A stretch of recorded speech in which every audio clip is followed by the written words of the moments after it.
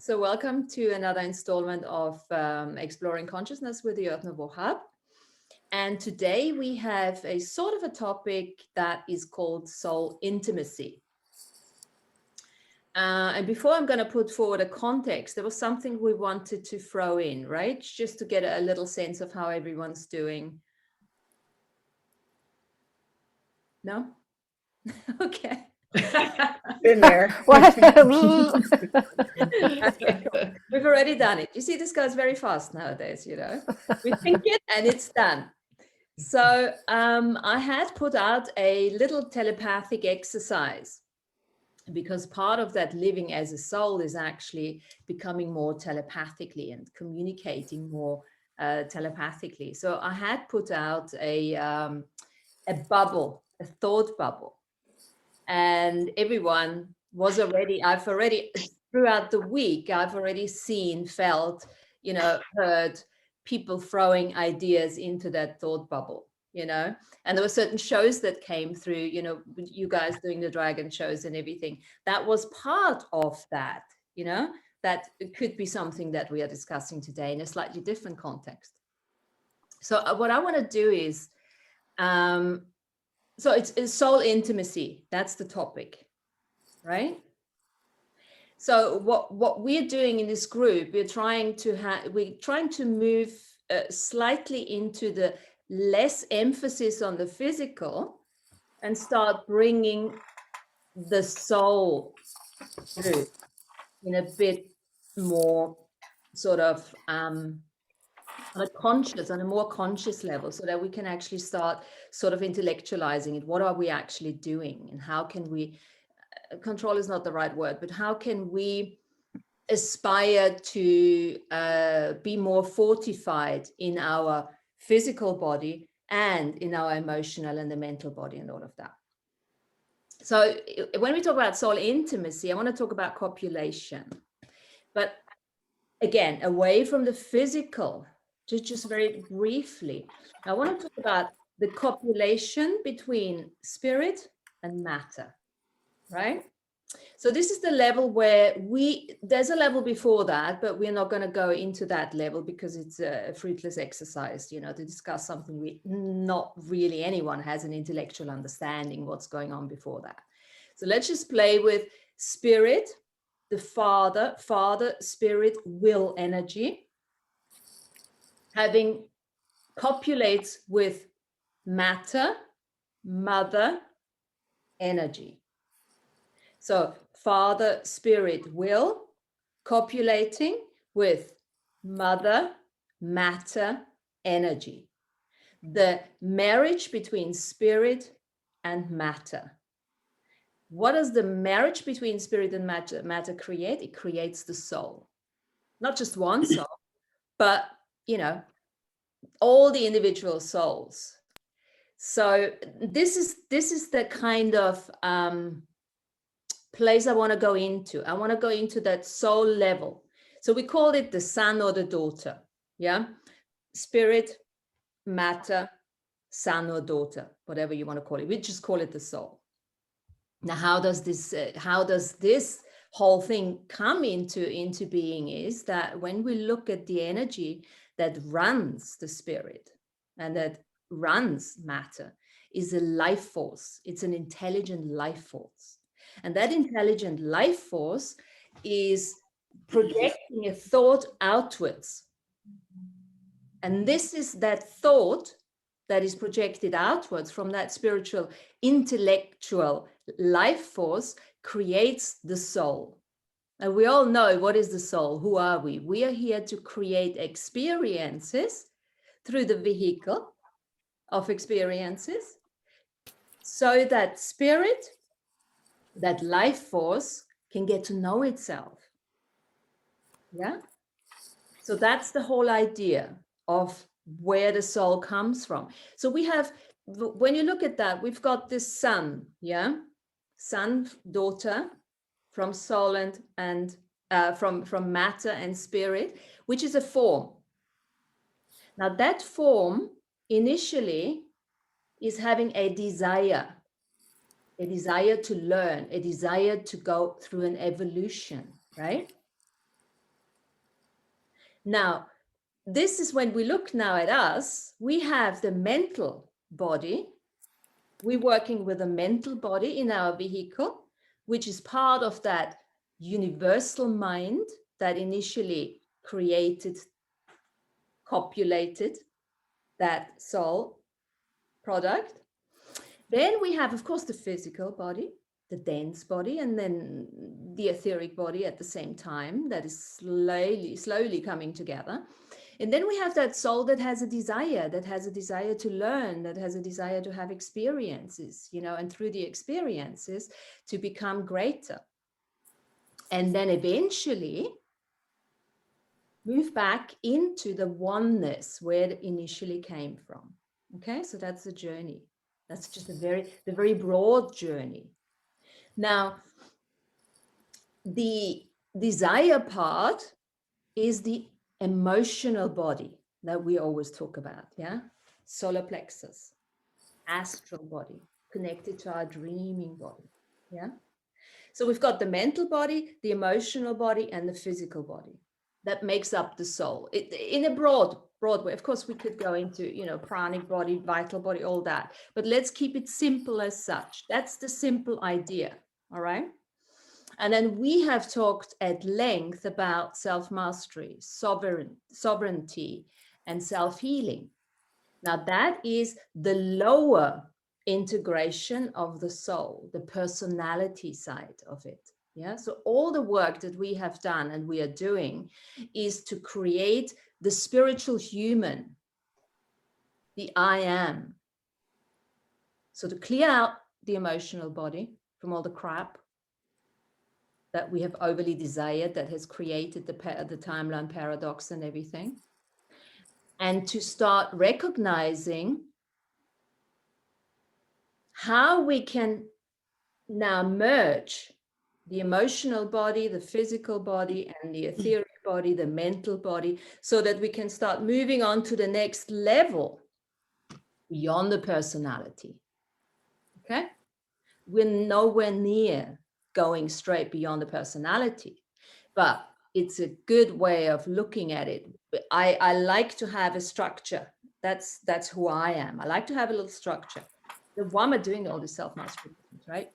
Because once I'm aligned coherently with the soul on a lower level, meaning emotional body, mental body, physical body, then I can start looking at the higher soul that we're all going to move into as well. And of course, because we're doing everything simultaneously at all times, we're already doing it. But the idea of this exploration is acknowledging that we're doing it.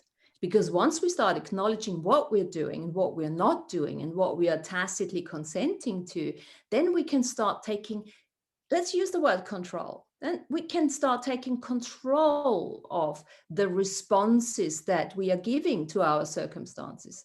Because that's when we are now, the more we're moving into coherent personality, the more we're going to open ourselves up to the next level of higher soul integration, which means once we have taken charge of the physicality through the self-mastery, sovereignty, and self-healing, we now need to get into the next body. We need to look at the emotional body. Not just in this reality, but also in the astral world, because the emotional body is related to the astral body. So how can we take charge of the astral body? That kind of thing, right? So that's the next level of exploration we're going to do over the next couple of weeks to look at all of that. Today, I want to really look at the personality, at the I am journey. We've talked about the I am journey forever. What is the I am journey? And, the three things that I want to throw at you is when we talk about this coherency within our personality and that understanding of how we are merging those three bodies and how we are interacting with everyone else, we are choosing to go into clarity. We have much more clarity of what we are actually doing. Yeah.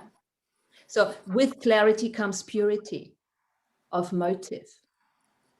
And then with purity of motive also comes being in service, because once we are no longer struggling with the daily, habitual patterns and continuously just responding without really being in charge of our reality, of our creations, then we are moving into service, because that's what humanity is really all about. We are here to be in service to each other and to all other kingdoms, to the lower ones and the higher ones, to become those transmitters of energy that we truly be.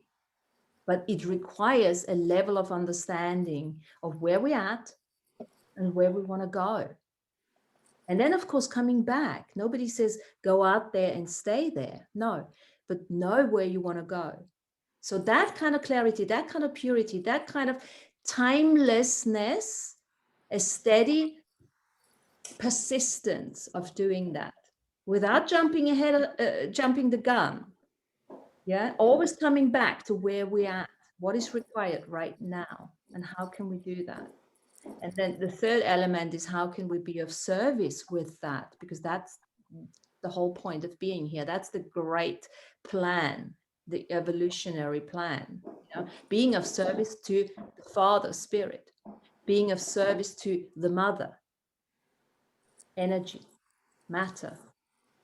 Until matter doesn't matter anymore, because we've become so emerged with all those different energies that we become those avatars. Does that make, what does that bring up when I say these things? First I clap. You're very tapped in, very, very tapped in right now to a lot of ideas.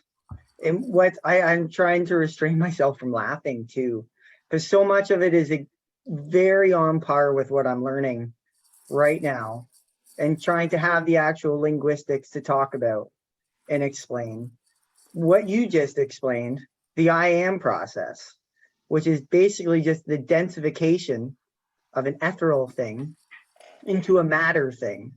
So densifying it till it's in a body, and then you are something. You like I am. Yeah, so the whole idea for me has come into that bigger picture, and to put it into a certain structure as I have been writing this book. Because when I look at my book will be about the I am, the lower levels of the soul journey, with a sort of a glimpse into what's next. So the self-mastery, the self-healing, and the sovereignty, coming into that coherent personality that is in charge of its own creations, and that is starting to no longer work in competition, and that is really starting to be of service. So this is also why the teaching for me is starting to disappear, because it doesn't make any sense anymore. We are, I always say we are all teachers here, but at the same time, we're all students. And really, we are not a mentorship of any kind. We are a mastermind group where every single one brings in their experiences. The form that you have created, the body that you have created, the soul that you have created is the vehicle of that. So what I want to just present here is, like we always say, the body needs to integrate the soul. I want to say the soul is using the body. If we just turn this round, the perception just expands. You are a soul that is breathing. Because as soon as you stop breathing, the soul disappears, right? So what if the breath is the soul? So this identification with, physical has been fantastic, because all of it, like the copulation I just threw in as an example here, has been a prep on a lower level of frequency, vibration, and harmony to now start applying it to the soul. We have to copulate with our soul. There has to be a soul intimacy. How are we going to do that? Instead of getting hung up about who we're going to copulate in the physical. This is becoming at some level, not for everyone, of course, but at some level. And none of it is exclusive. This is an inclusive conversation. If we talk about a new level of awareness, we're not eradicating the old. Yeah, we're just adding to the sum total of what we already know so that we can start, getting further. So as we're breathing as a soul, the soul, what if the soul is the one? And again, whatever I'm saying it's not a truth, it's not a teaching, it's just something I throw in there. Yeah. And you resonate with it or you don't, or you look at it or you don't. So that soul is using the body to have an experience, right? Mm-hmm. So the soul is the product of the spirit and matter.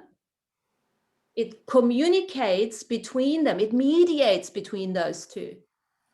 Now, the soul communicates with the body through our mind because it is an intellectual.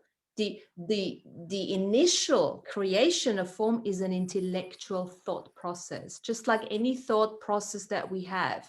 Before it becomes a book, before it becomes a show, before it becomes anything, there has to be a thought. It's a mental, intellectual thought. And then once there is that shell, it's just a shell, right? In the beginning, before we had our millions of thousands, millions of reincarnation, it was just the beginning, it was just a shell. But through the experiences of the reincarnation and incarnation and all these other cycles that we've done, even we didn't have to reincarnate, we could also stay in the astral world and things like that. We started to have a fortification of that soul. There's more substance in this whole thing, right? Now, this is all, as I said early on, and this is all fueled by desire. And as we have moved on as a species, that desire, that instinctual desire, think of instinct. I am I. Instinct. That's how we started. We started instinctual. The body wasn't that solid at the time. And also remember, there's not just one body. The body, we don't just have bodies in the physical realm. There are bodies in every bloody realm. They're just different bodies. Now, from the instinctual level, which is where we're just responding without knowing what the hell we're doing. There's no intellectualness in this whole thing. We need to bring the intellect in. That's the other I. Instinct, intellect. Which is now leading us into the next level, intuition, the third eye. And then there's a fourth eye, which I'm going to throw in, the illumination. And then we can just play with that personality level, lower, let's call it the lower soul. And of course, there is no distinction because there's no longer separation. Yeah, there's no longer separation. We're getting out of separation. Through the merging of the mental, the emotional, and the physical bodies, we are getting out of separation. This is the hierarchy that we are talking about on this level. There's no longer a separation within ourselves. There's no longer a separation with each other. Yeah. So yes, that's the context I want to play in. Now, I think the best way of looking at it, the way I looked at it, is looking at the emotional body, because that's the one that leaks the most. Because once we start clearing the emotional body, that comes from this place of instinctual desire, where there is just no thought behind it. You just fucking do it, right? I gotta do this. There's no thinking, there's no that. And there's nothing wrong with that to a certain extent either, unless it is the very low state of instinctual impulse that doesn't really serve you to become that integrated human being that you want to be, right? So we come from the animal instinct state. And of course, there we have all the instinctual fears. So as we're moving out of fear, we have to move out of instinctualness into intellectualness to understand what the fear is, so that we can overcome it, so that we can reframe it, so that we can start reacting to it in a different way. So by clearing out the emotional body, what's going to happen is these things going to sort themselves out. So we're not really forcing a match on evolution or anything, but we are working towards it by clearing the emotional body and getting a better understanding of what the emotional body in the astral world, so the astral body in the astral world, what that is all about, because that impacts on us big time, right? So here's a question. I've got one question here. I have some notes here. So question is, so are you a victim of your emotional body? If Where, you think you are. and where are we? We're all victims of our emotional bodies, yeah? This is just the species evolution. But what does that even mean if you look at that? In what sort of area is that? So how can we stop being a victim to our own bloody emotional body, right? So like you were saying, I'm thinking the emotional body, like it's a term called the Shen in Chinese medicine, which is attributed to the heart. And the heart is your purpose. And so basically, if your purpose, you're doing your purpose or not doing your purpose, not doing your purpose. And oh shit, this is so, I'm merging two worlds right now. This is wild. Like my linguistics and your linguistics, because I don't usually use some of these terms. But oh, I'm losing the thread. I'll just drop it. Yeah, now that let me ask a question. I'm going to throw it in again. I'm going to throw it in a couple of times, and then I'll give you some ideas, because it's not really high evoluted. Yeah, it's just we haven't made the connection. But this is what awareness is all about. When I talked about how many times, yeah, go. So it's kind of like the person has their purpose, but they haven't reached the willpower and the energy to sum themselves up to it. And if they kind of realize their purpose but don't have the willpower because they're still based in fear, they will say, fuck, I'm a victim. Well, they might say, it might be one of the myriad of reasons that say, I'm a victim, because your purpose is way up here and you're self-perceived yourself way down here. So it's like, oh, I'm a victim, because maybe your purpose requires severe trauma at certain stages of your life to help you, use those traumas as gifts later on. So at this point in time, it is like, oh, I'm a victim. Exactly. And that's beautifully said, because you just explained that mastery, that work that we're doing, right? Self-mastery, sovereignty, and self-healing is coming out of being a victim to our own emotional body.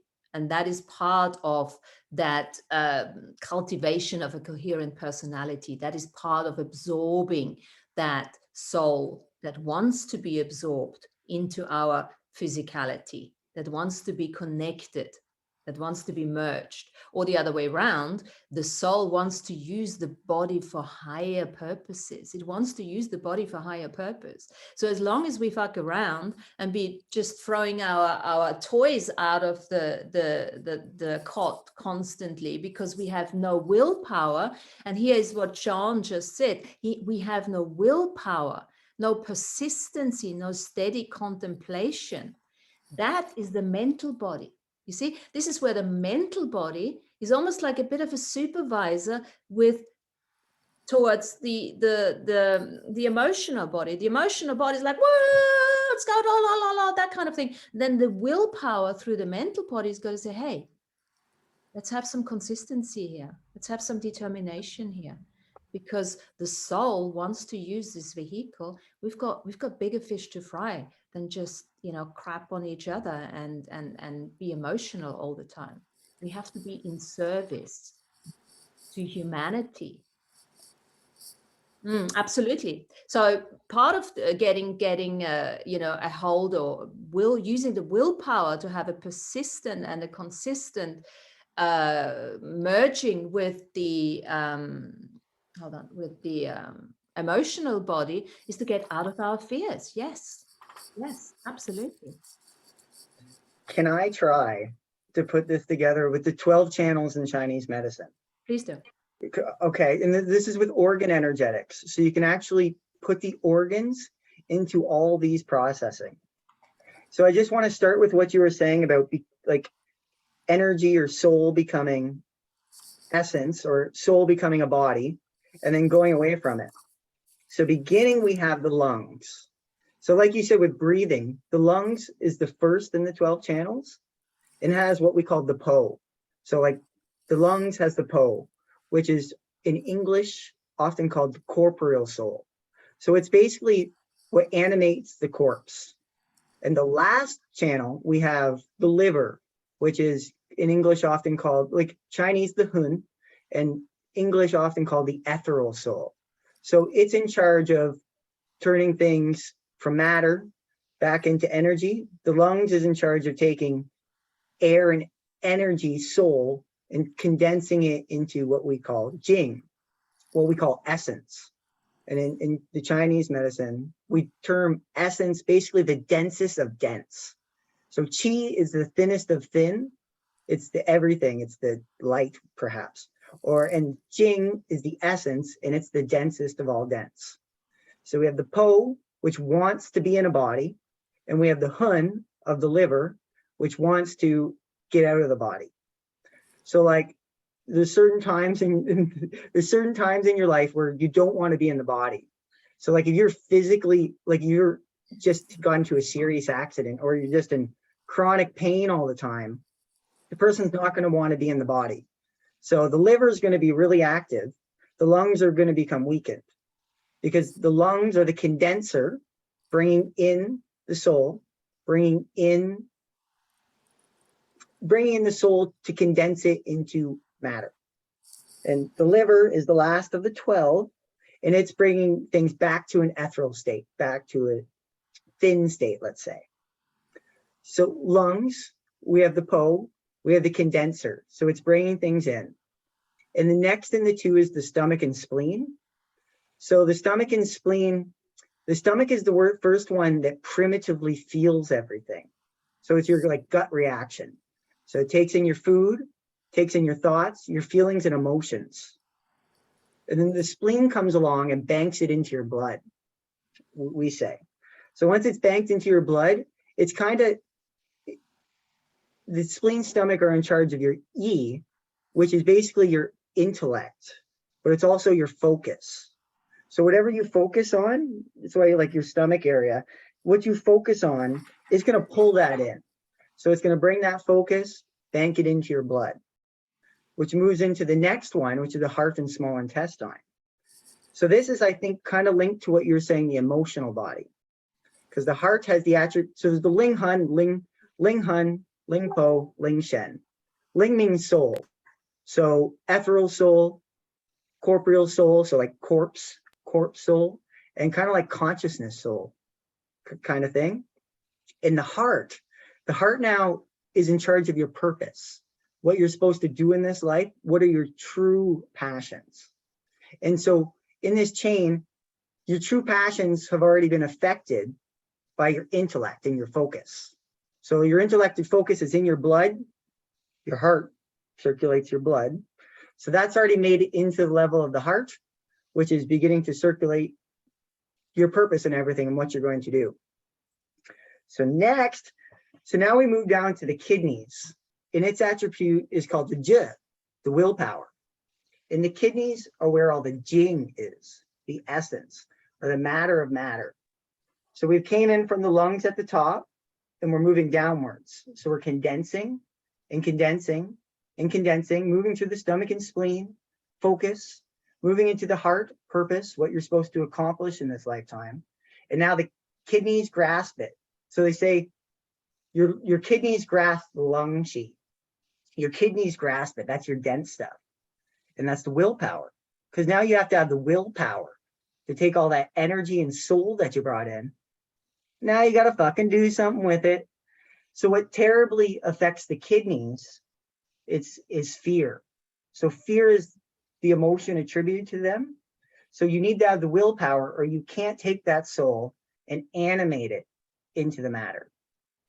So then once you get to the kidneys thing, and if you can't find resolve at the kidneys level, this dense layer, anything that you can't resolve will be passed on to your offspring, because you haven't re-soulified it. It's still in physical matter that you're going to pass on. So let's say your parents, they fought their whole life and they just want their kids not to fight, but they couldn't resolve it. So they passed it on to the kids, from the kidneys, the jing, the essence, the matter. So maybe my kids will figure out how to not have a fighting relationship, perhaps. So the kidneys, the willpower, has to move it back up. And I should say there's also the pericardium in Chinese medicine. So the heart wants to do the purpose, and the heart likes the unknown. It likes new experiences. It likes wild stuff.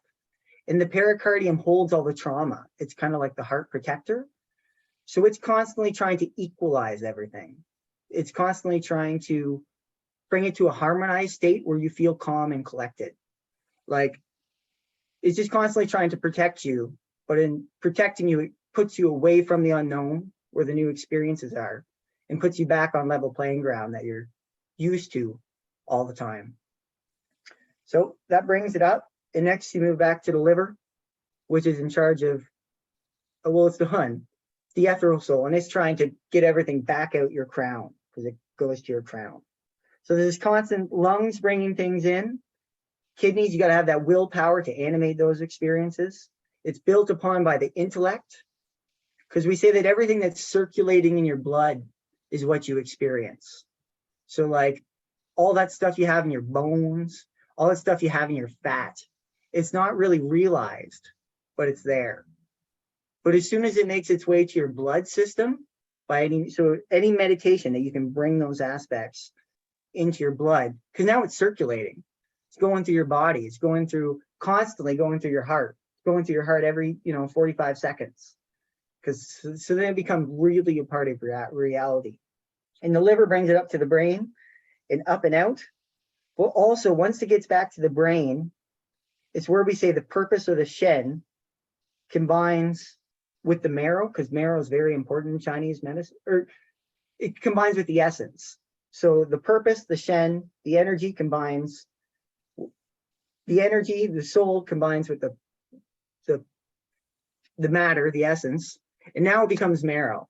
And once it has marrow, it's kind of like light memories now, because now you can it has no weight. All your memories are weightless. You can just think of them at any moment, at all time. But there's the organ energetics, and I really want to get a board to write this down, because I know that was a lot, but it's like all our organs are doing all these aspects, and it's super fucking fascinating. And you can put everything that you were talking about into a system that's already there, and it already has organ associations, which is just so you can focus on which organ. Let's say, Tanya, which organ do you think yours is the most used and abused or upset?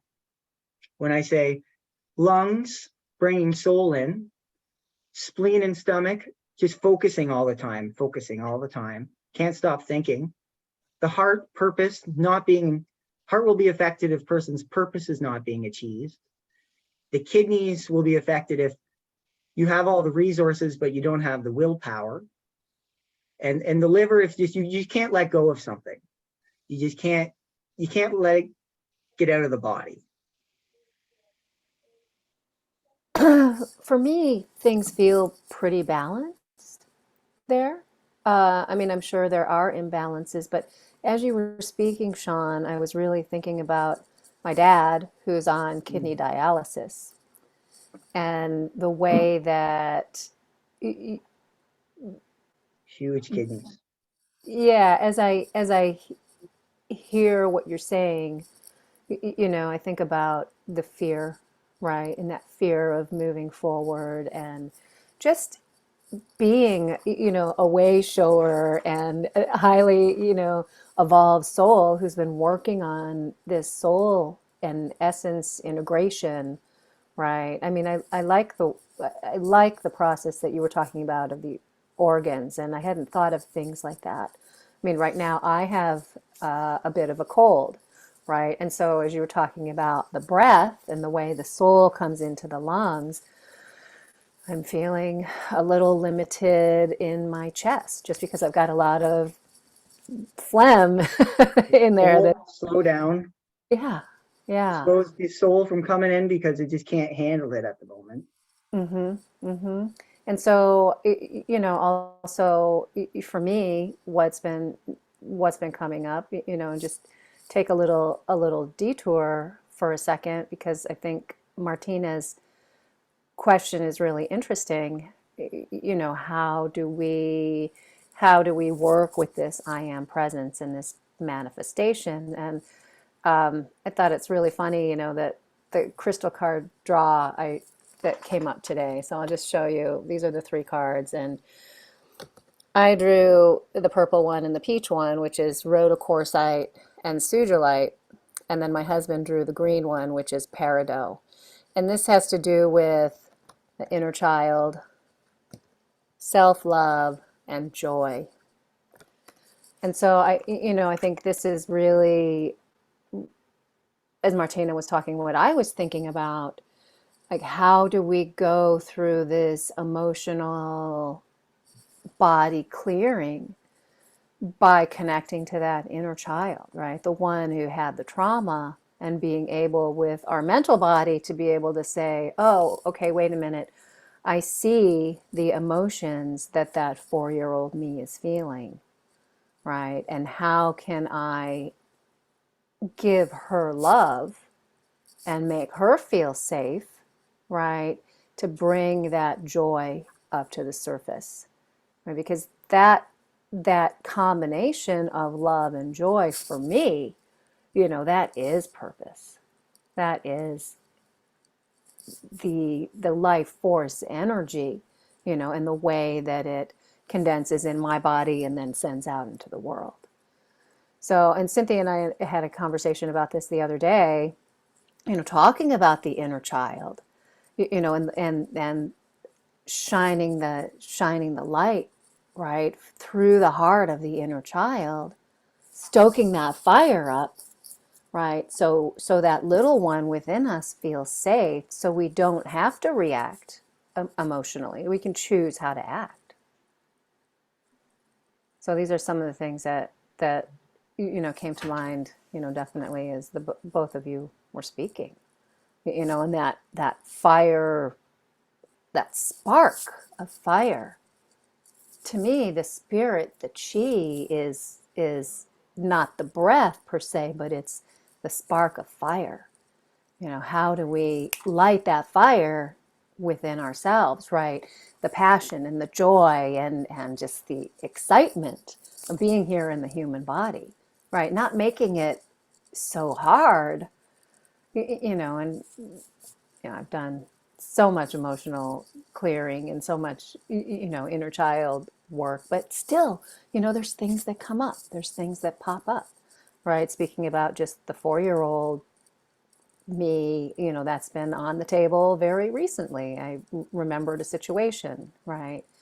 And so now the healing happens and the acknowledgement happens, right? And being the time travelers that we are, we can go back in time and we can say, oh, I'm just going to hold you and love you and let you know that you don't have to carry the weight of the world and the weight of your family. Right?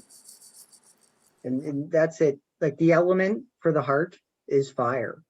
Yeah. And the heart is about limitless possibilities. And if you can realize your limitless infinite potential, then you can do anything. And it's kind of like the cheat sheet of the organs. If you can activate the heart, you can absolutely do anything. And in regards to the imbalances, that's the pathological point of view. And there's always the wellness point of view as well, which is just more basically where the energies are being distributed more or less, just determines your personality. So this is really cool. Thanks for that, both of you, and thanks, Sean, for bringing in the organs, because that is such a beautiful way of looking at it. Because, and you also mentioned the willpower in that, and the instinct of, that is related to the various organs, like the kidneys and the fear and all of that. So the whole idea of the self-mastery is to come into an equilibrium, of all of those emotions, so that we are no longer abusing our organs, so that the organs can actually start functioning on a completely different level, the way they actually supposed to be functioning. Yeah. And to think about that too, because chi, or energy or soul, when it comes into its densest form, the kidneys, that's where it's the lowest. And it's got all these forces of nature, gravity and everything pushing it down. And that's where it has to have the courage to go back up. Like, it's down as far as it can possibly get. Now it's got to get back up there. And that's what takes courage. That's what takes you to be the hero, to really do that. Well, and that's alchemy, right? That's transmutation of energy within the body. So 100%. So this is there's so many different levels of where we can look at it, So when we're overcoming that instinctualness, that is leading us astray from becoming, a spiritual human, or, evolved human as such, then we can start moving from desire, from over impulsive desire and our attachment to emotions that we have, we can move into an intuitive way of operating. And intuition operates from a completely different perspective. It doesn't abuse our organs. It doesn't abuse the physical body. It actually uses our mental capacity to connect to the universal mind, to connect through our soul to the universal mind. And if we can achieve a coherent emotional body that no longer creates havoc in our lives, then we can start perceiving and listening those impulses that are coming from our soul. Because before that, we are just continuously react, one challenge to the next. And that is, obviously, we all know it's part of the karmic resolution. But there comes a time, and I think we're all going there towards that, where, and we've all perceived those energies where all of a sudden you're sitting down and there's nothing that's happening anymore. And it's like, oh, I've got nobody who gives me shit anymore. I don't have any friends anymore. I don't have any this. And you all of a sudden walking that path alone, which is exactly what has to happen. That is, when you find yourself alone, you'll never be alone. You're starting to finally connect with the intimacy of your soul. And the soul doesn't talk all the time. It is a much more, it's a much more gentler companion to be with. And there is no less happiness in that. I just want to make a distinction there, because, joy, you mentioned joy, Tanya, and joy is that, look at the energy of joy. That's the energy when we are absorbing the soul, when the soul is working with our body in unison. That's the joy. The happy place is, when we're still in like, oh, I'm having a happy day today. Rah, rah, rah, rah. I haven't shot anyone down today, so I'm happy. I'm happy with that. There's another level to happiness, and that's the joy. It's a different energy. And of course, once we have, played and practiced through our, steady contemplation and persistence and willpower and everything, then we get into the next state. That is the bliss state. That is when we're going beyond the I am. Yeah. At least beyond the I am, the way we know it. That place where we know instinct, we know intellect, we know intuition. We go in when we have this illuminating. That's the fourth I in the I am journey. where we have this, oh, okay, that's what we call magic. But at the end of the day, it's not magic.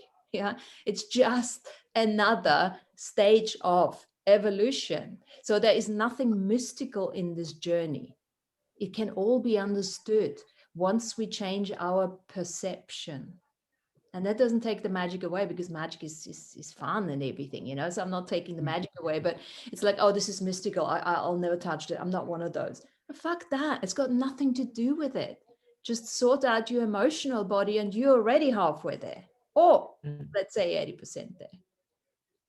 I wanna image it a little more again. Okay. We could also call it an experience, because as the experience comes in, like the experience the soul wants to have, and if you can bring it into the body and then accomplish it kind of thing, then you can let go of it. Then you're completely like, that's when you're that pure intuitive level, because you came into the body and then you realized how to work through it and let go of it back into soul again. And then you have that perspective. But then also we have that dense matter again of the kidneys, and that's what we got from our parents. That's the stuff that didn't come in. It just went from one matter, parents, to the next matter, us. So we have all that baggage to clear too. Even like, you know, through the work, we can say, yeah, it's not a part of us anymore. And that's clearing it again. But we also have to let go of that. You know, just whatever was passed on to us, we got to get our soul out of that matter and back into the freeness. Yeah. I wanted to Go. Yeah. you know, Sean, I really appreciated the journey through the organs. And that was really, it felt really healing to me, but it felt also really grounding as you just kind of went through I guess, the dance of the organs. And it was so nice, again, for me, because as you mentioned each of them, I just started really appreciating the purpose of each of the organs. And, you know, I don't spend a lot of time doing that. And so I just thought that was just so healing, and how it resonated with every the organs. And I just felt it really powerful. I just really appreciated that. So I'm kind of going to add that into, you know, just adding that in an occasion is just appreciating all the organs. So anyway, thank you. So with that, I'm going to step it up a notch. Yeah. So now we're going to see two things. Everyone see these two things. There's two lines on your back, on each side of your spine. There's two lines. So the energy from your liver, from your crown, is taking external things, everything that's from the external world that you want to pull in and be part of you. It's going to bring it down the back of your head. It's going to bring it down the sides of your spine. And where it's going to go, your spine, like a tree of life, with its ribs, with all its 12 ribs, 12, like with all its months of the year, 13 spaces, 12 ribs. But it's going to bring that energy down, and it's going to bring it to your spine, and that spine is going to distribute it. It's going to bring it inwards to your organs. So anything you want to bring in from the external world, you can bring it in to the top of your head, urinary bladder channel, and bring it in back of the spine. Your spine will grab it to your organs.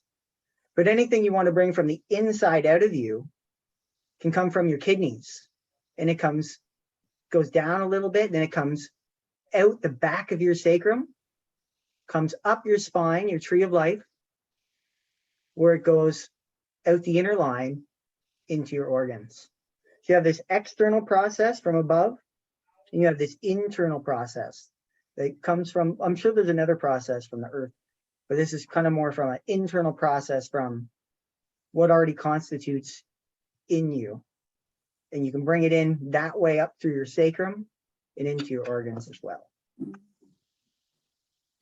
So from inwards or from outwards.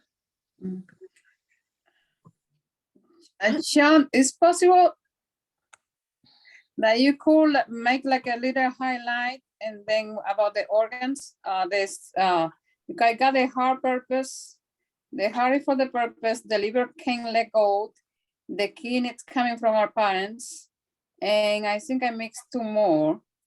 maybe if we all just go through then, or maybe you can, put it in the chat or in the, later on in the Facebook, because it's kind of interesting how seeing, it's like they say, what are you looking for is looking for you. Because last week I had a book club in our office, and then we're reading a book now that's about money, but it's nothing to do with money when you're reading, because everything about working in ourselves. And we're talking about the inner child. And then for some reason I got something from a lady this week, and I read her information is about the inner child from 0 to 7. And then I was practicing something that, they recommend. And I said, asking in your body, what is the energy? For example, for myself, I was working in my abundance. Ask to your body, in what organ, in what part in your body you have that energy stuck.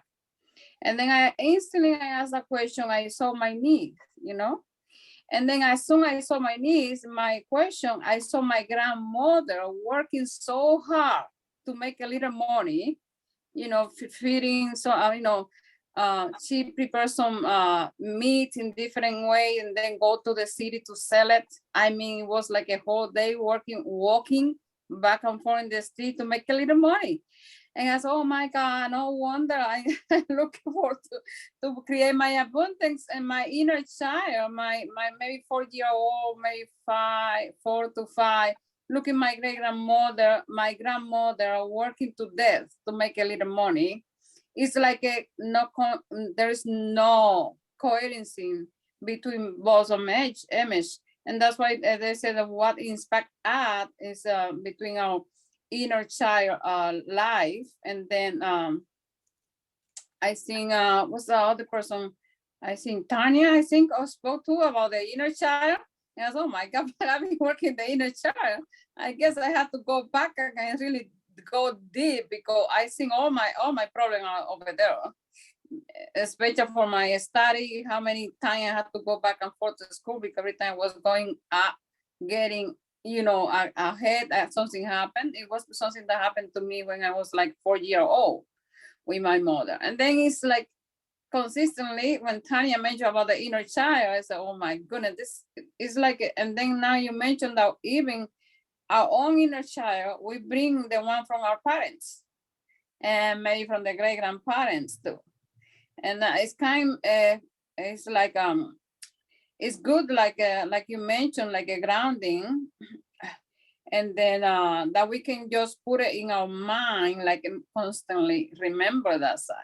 Because how is the challenge between, I'm experiencing a miserable life, but I have to receive joys because I have to be grateful, all those energy and all those joy that we have to bring to our life is just to way like overcome all the sadness inside, all the the regret, all the craziness that we have in our back, and then overcome all that situation with joy.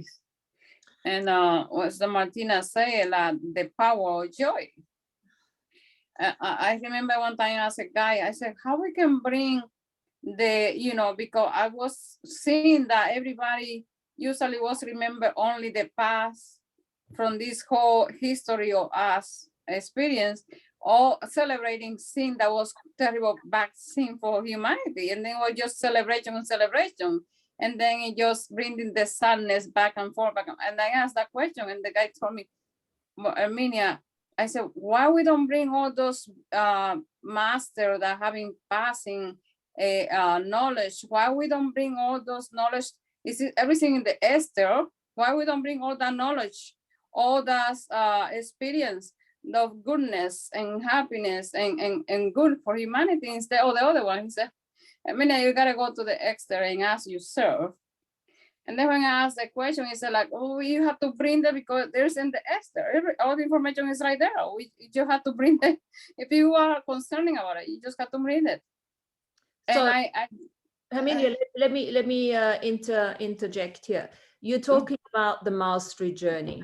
You're absolutely right. It's a very good example here that we cannot have soul intimacy if we're still having inner child issues. Mm-hmm. I didn't want to, stop you there, but I do, because we need to move on we want to move. This is an inner child. That's the self-mastery that continues all the time. And thank you for mentioning it, because without having our inner child sorted out, there is no soul intimacy, because the soul cannot the soul can't even, there is no etheric, soul frequency that can come through, because exactly why? Because the emotional body is still in turmoil. Once we have achieved, once we are no longer responsive to, once we are being detached from all these things, it's not so much overcoming it, undercoming it, it's being able to detach from it, no longer focuses. This is where the willpower comes back in. This is where the mental body needs to come back in as well. Because, we can go on and on and on and on about self-healing and self-mastery. It will never stop if we don't use our mental capacity to start, trauma. Oh, there's no trauma, right? The emotional body is not going to say, oh, just look over there because it's fun. No, the mental body's got to say, hey, stop now. Willpower. Yeah. We're coming out of this instinctual bullshit. We're coming out of this. We need to start working with intuition. The intuition is the next level. We need to come out of desire. Take that. We need to come out of passion. How many of us have lost their passion? How many of us have lost their desire? I think, oh God, there's something wrong with me. There's something wrong with me. No, there's something right with you. We have to understand that this is perfectly the way it is. We're coming into an intuitive receptiveness with our soul communication. And that the desire is different. It's a knowingness. It's just a knowingness that doesn't have to run through all the different various organs, to get permission to carry on. It's just here. It's a knowingness. I know. Move on from there. There's an intuition. It has a different feeling to it. Yeah. That's the thing. That doesn't take away the inner child journey. That's still there. And if that's still there, then get on with it. Detachment. Start working through it, with it, tears, no tears, whichever way. That's a self-mastery issue, but I don't necessarily want to talk about this too much today. All right. I want to go back into the emotional body. Which other forms, what else is keeping us as a victim? What else prostitutes us? How many of us are prostitutes to our thoughts? I'm hearing Rodriguez, but I'm still thinking that. There's thoughts all over the place, and I'm not even saying they're no good or bad thoughts we have. It's like, I'm one of those. Oh my God, I'm such an inquirer. Yeah. What is next? What is next? What is next? This is abusing my kidneys. This is abusing my kidneys, because the fear, it's almost like a fear of the unknown. I would have never looked at it because I'm super excited about it. But why is it that we need to continuously look for something? What is next? What is next? What is next? And just not sit back and just allow everything to happen. There is a compulsion behind that too, that affects our organs. The liver, if you wish, anger and liver, such a big team, right? And things like that. And that continues. And there is, it doesn't feel like it's a bad energy, because it's exciting. Yes. What else can we learn? La, la, la. It's all good. But it still exhausts the physicality, because once we get to a stage of intuition, things just start to happen. And there's no emotion to it, almost. It's like, yeah, I just know. How many times have we had this situation where you just fucking knew? Yeah, it just comes in and comes out. You just knew. Yeah. So how can we learn? How can we teach our emotional body to get out of this hyper excitement, desire that is just exhausting and not leading us? Even though it might feel good, yeah? That's that instant gratification bullshit. Yeah. I'm throwing that out. And, I know when I first looked and said, nah, you're talking shit. I was like, but there is a different level once you get to that stage where you do not have to do certain things anymore. You just do them because you just know this is the right thing. It's a different level of joy. That's why I threw in the happiness. Happiness and joy is different. That joy level, that's what we're after. That ease, that knowingness. And that does not take away the consistency, the steady contemplation, the timelessness. Lots of people, I included myself, I'm one of those, I want it now, right now, right now, right now. Now, how can I get out of this instinctual evolution of my soul? My soul is a pusher of note, and I love her for it. But it's me, I'm the avatar here. I'm saying, hey, back off, babe. We're going to do this my way. There's no need for pushing, because I understand that there is a long-term agenda to this whole process, as well as a short-term agenda. That's where the will comes back in. That's where the mental body needs to come back in and say, hey, emotional body, calm the fuck down. Is that activating the inner Karen? Where you're mindful, right? The mindfulness and being able to say, okay, no, wait, back up. Let's take time and celebrate what we've just gone through, right? What we've explored. And let's breathe in the depth and the breadth of that, right? Oh, no. I think, thinking about, right, that inner, the inner taskmaster, right, that says, okay, wait a minute, I'm gonna be the regulator, I'm gonna be the director here, and I'm gonna be mindful about my thoughts, right? When my inner child thought is running away, and I could say, oh, no, wait a minute, let's back up, let's see the bigger picture, let's see how this is playing out, in your life, how this is relating to other people. Let's back up and assess it, right? And take time with it instead of rushing on to the next thing. Called thought pollution. Now, That's it. As well. thought pollution sorry. comes right into the emotional body, astral body, yeah? As we are picking up the thoughts from others. Now, we've talked about this at length, yes? That's a different story, as this over-empathetic sort of, which again goes back to the emotional body that is overactive. But there comes a different thought pollution, which we just mentioned here, is now that comes from our own mental body. And remember, every thought that you think creates. Just like where we're saying, spirit and matter, it's just a thought that created the soul in the beginning. Every thought you have creates a shell, a form, right? That's floating in the ether, that's floating in the astral world, that's convoluting your own thought clarity. So what I start doing now on a daily basis, I take all the thought constructs that I have created, that I create, and I just destroy and uncreate them. Because they're too many. I'm not even concerned about picking up other people's thoughts anymore, because I'm fortified enough now. My sovereignty levels are fortified enough that I don't do that anymore. I can't be the sacred observer without taking shit on. But now I've got to work with my own thoughts. It's like, oh, okay.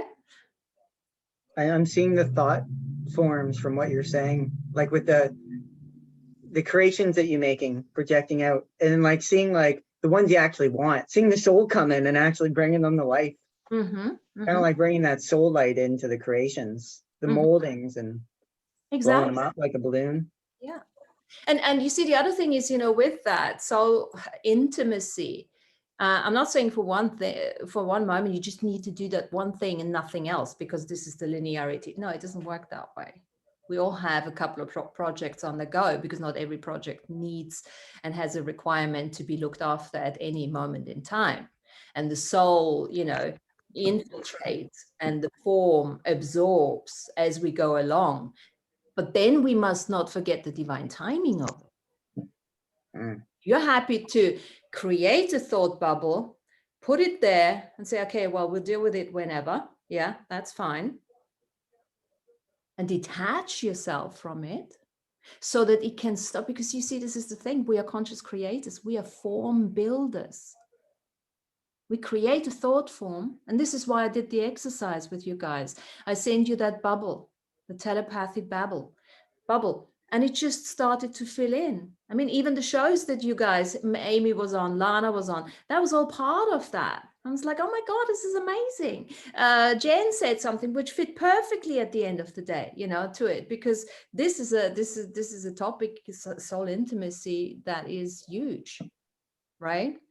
We can talk about what does it look like once we are intimately connected and coherently aligned with our soul. But obviously we're not there yet. So we still need to talk about what are we going to do in order to get to that level of perception so that we can have that sort of coherent experience.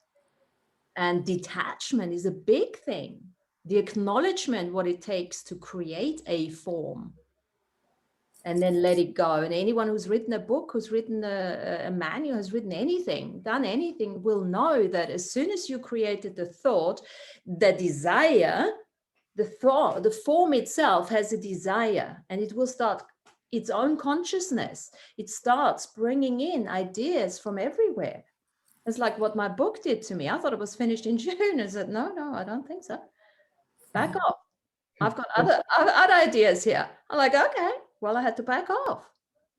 So I was thinking, your creation that you made out here, the ones that you don't really want, you know, and soul comes into it, but like it's something you don't really want. You made that shell, and then some other soul fucking incarnates it into it because you haven't destroyed it or uncreated it, and then it comes alive because you created it, let it float there for too long, and like if it's not something you can just unattach from, but it's just kind of a fun image. No, and I love, you just said you destroy it, and Tanya you guys were talking about the fire, yeah? Yes, fire. Because if you don't destroy and uncreate it, like they could come alive. And because if either you make it come alive or some other soul could make it come alive. They're like, oh, look at that empty box. That looks fun. And then the cat jumps in. Yeah, that happens all the time. And equally so, if you consider yourself a compulsive fiery creator, then what you sometimes do, you destroy your thought form by overemphasizing on it, right? This is like when we go into burnout because we are too busy, we are too happy, we are too excited, we are too passionate.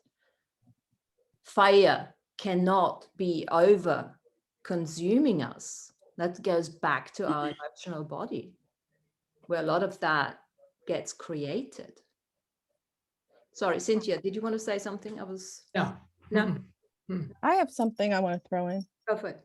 if it doesn't deviate from what we're doing. But as soon as you mentioned the soul today, I remember this book that I just got, and Mary might know John O'Donohue. Yes. Yeah. Yes. So I yes. got his book, Anamkara, which means soul yeah. friend. Yeah. Yeah. So I looked in, and we could contemplate some of these questions that they're not even questions. We can make them into questions about the soul. Like we could turn this into a question. What is the soul as a divine echo? And what is the body the angel of the soul? Is the body the mirror of the soul? The world of the soul as a secret. So he had all these, like, what was another one? The presence of the soul's texture. I thought that was cool. What does the soul feel like to you? And the soul as temple of memory. What does it hold? What memory does it hold? So I don't know. I thought, does the soul kiss the body? Does the soul what? Diss the body. The soul that kissed the body. It's the body. Okay. Kiss the body. And the ego in the soul. So I don't know. I thought that was kind of cool. And he has writings about all of that. Yeah. But just even to say the question of the texture of your soul. Does it have, like you posted that guy's, that rough edged metal guy, like some days my soul is like that, you know, has that rough texture to it. And some days it doesn't. It's smooth like a baby's butt, you know? Makes me think of So- those light language teachings lately. It's like when you're so strong with the light, you make a manifestation that you can actually feel. To me, that's what like feeling the soul would be like. Yeah. Oh yeah, good point. thoughts So back to where Martina was saying, like when my mind gets really busy and I've got too much chatter in my mind, the way that I quiet that is to create something. So that's when I paint or I draw, so I can get back in that stillness. And when I'm in that energy of just creation, everything is still. And so that's how I quiet the mind. And when it comes to fire, for me, it flips from like the literal to the metaphorical, but like when the fire is within me and it's too strong within me, the way that I pull that out is to have like a fire, and I give whatever is too much in me to the fire, and so that quiets me, and then I just let it burn in my fire pit. Beautiful. Mm. Yep. Yeah, because when you make that creation, you're taking all those thoughts and feelings and actually turning them into something dense and just letting them all go in there. It's just this wild. And also the other thing is there's a cyclical, periodical rhythm to the way we create, you know? So it's like we have these emotional burst out, not emotional, but those creative. We have them. Those creative sort of, impulses, and everything needs to come out. And then, once we come off the wave again, it's like, okay, I'll calm down. It's a bit like fluctuating, from the world of the soul into the world of the body, matter. It's like, okay, now it's time to distract. And it's quite funny because, we might get to a stage where, actually when you do the normal things, it's almost like a distraction now. It's like cook, that kind of thing, because we're starting to live more as the soul until we've so integrated all of that we can start cooking like the soul, as the soul. Painting as the soul we probably do already, but that kind of thing, that disconnect between the physical body and the soul, that's what we need to look at. This is where then the intuitive faculty starts to blossom. I love like seeing like being in the rhythm of that, being pushed by that. It seems so different. Well, it's a soul urge. There's no doubt about that. And I'm a big fan of saying, yes, the soul is part of the spirit and everything, but the soul is full of our imprints, and the soul has its own journey on its astral plane and everything. And sometimes we get too much drawn into that. It's quite interesting, Sometimes we are overly too merged and don't even know it. We talk about soul intimacy as if we've never done it. I mean, most of us are so intimately, connected to our soul that they haven't even considered that they are actually getting drawn into into the astral realm much more than they would want to. And that's so it. Yeah, this is why this kind of exploration is important, because if you can understand it on the physical, or that, you can always flip the coin, because all of us are on the celestial medium journey big time, right? And just thinking like that, all that, like the soul and then matter, and how many of your actions are soul actions or are they matter actions? Constantly thinking, imagining, focusing out there.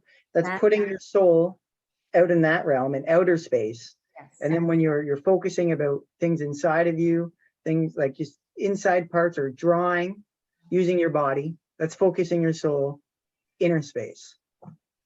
As actually, that was one of my questions here. Is this when you have an impulse to do something or to be something? Is that soul impulse, or is it a personality impulse that is not integrated yet? Could be both. Yeah, Martina, I had said something to say about that. Yeah.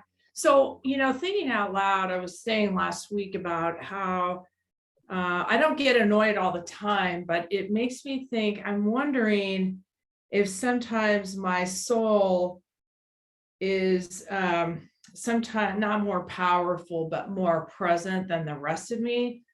Because for instance, it like cooking dinner and doing base things can be really difficult because the soul's like, why are we doing this? Why are we doing this? And so it's just really interesting, and back to, with the soul. So what I've seen, within my work and me, sometimes it feels like a frequency from my heart, the light in my heart just goes like this. And I'm not really quite sure what I'm trying to conclude. I was just trying to think out loud, and I don't know if anyone else experiences that.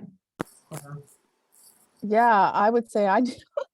And I don't know if this is my soul or it's like when something doesn't work, like my computer, I'm like, "Grr." Like I'm used to things working, blah, blah. What part of the soul is so used to things just working magnificently? Yeah. And then it doesn't do that. But then there's also a lesson in that for me, because then it's like, it's like, I don't know, I do like an abracadabra. That's my little safe word that I do when I'm in a moment. It's like abracadabra, like let's switch it. That's my safe word for myself. So, I mean, it's like, what is that? It's like, I feel like I must have been able to do that, like things working smoothly all the time. And when it doesn't, it's just like, ah. It's so impatient and impulsive. So yeah, I get that same feeling. Yeah, and The on body that soul's note mad. too, I realize that, sometimes I think, why can't you understand what I'm thinking? Don't you understand what I'm thinking? Because I'm sending you the thoughts. And then I remember like, oh, well, maybe that's not normal to everybody. And I assume that would be the soul, right? I don't know. That's just funny. This is making me think of my family growing up. And my parents were the type of parents that like just thought you just understand. Like everything was just little hints and cues, and you were expected to be a mind reader all the time. And it just makes me giggle and laugh with all those I learned a lot from it in retrospect. But there was times like, will you just tell me what you want instead of expecting me just to know and read your mind? Well, you must have been, Sean, a mind reader. Oh, they bred me. You must have been. It's like I can't read your mind. I don't know what that thing is. You gotta use a word. And then there's the other way around as well, where people start telling you a story and you know the end. You've known the end 10 minutes ago and he's still going on. Then you allow yourself to say something. Let me talk now. I have a right to talk as well. And I'm like, oh God, let's just please. Yes, that's a good one. Yeah. But that's with the the- level of intolerance, guys. We need to work on that. Yeah, intolerance. I don't think we can blame it on the soul. No. On some level we can, but it's something we still need to sort out. Well, Yeah, I mean, guess- things work so differently in those higher frequencies, those higher densities, that it is much easier. You can think of something and it instantly manifests. But down here, you have to, it just takes more, it takes more energy, it takes more focus. But the main thing is, just one thing, Sean, the main thing is do not make yourself wrong.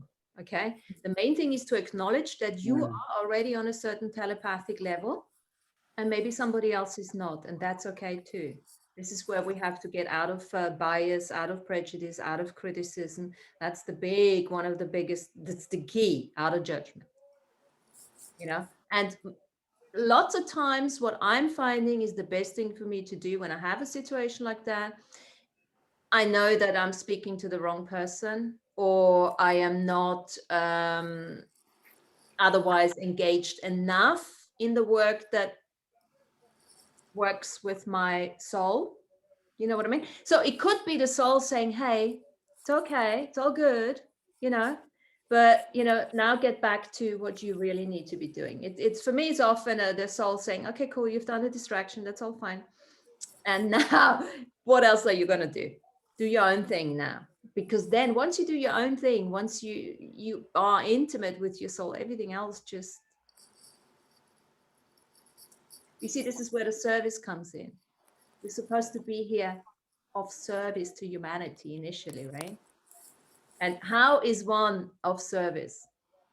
What is the most simple way of being of service? Kicking ass and taking names and having fun. I mean, love, self-love. I'm going to go back to the Rhoda Corsite, self-love for Self-love. me. And what is For me, self-love? because when I'm loving myself, then I have extreme openness and patience and non-judgment. You know, when I'm mindful and coming back to that place of just loving and accepting myself completely, then I'm also extending that bubble of reality to everything else. So this is when we can be an example. We are living as an example. And if you don't, you want to use the word love, remember, love is the fabric of existence. It's not necessarily a quality. It's not an emotion. Sorry, it is a quality, but not an emotion. So, you know, it doesn't have to be love. It can be total satisfaction. It could be joyfulness. It could be quiet. It could be totally tolerant, totally calm, totally in love. Yes, anything like that. So find that Presence. presence. Totally presence. Yeah. I Seriously. was just thinking, sorry, go on, Martina. Go on. No, I'm done. No, Go. I was just thinking earlier about that and about what Tanya has just said. How can we be of service? And that it has, you know, in her experience, self-love, which is all of the things that you have said as well. And I was thinking about earlier how we were talking there about, somebody was talking about the thoughts and how we jump from one thing to another and we want everything instantly and we want it now, and you know, the thoughts can kind of get out of hand and take over. And what happens to me when that happens is I find that quite exhausting.